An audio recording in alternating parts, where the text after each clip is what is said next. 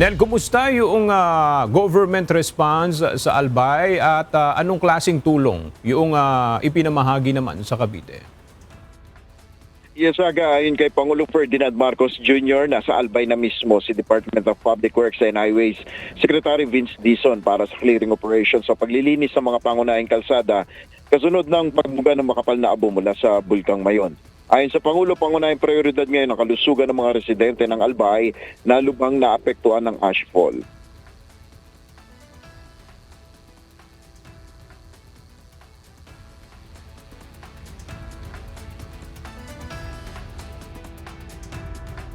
Para semento to, para sa pinatubo to eh. Ang tigas oh.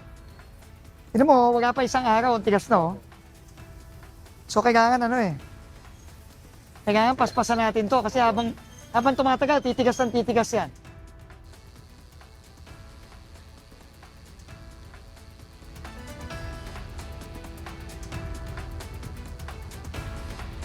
Ito ang iniulat ng Pangulo ng kanyang inspeksyonin ng pagbubukas ng 7.88 km Cavite Laguna Expressway o Calac Subsection 3 kung saan pinalawig ang Governor's Drive Interchange sa General Trias, Cavite.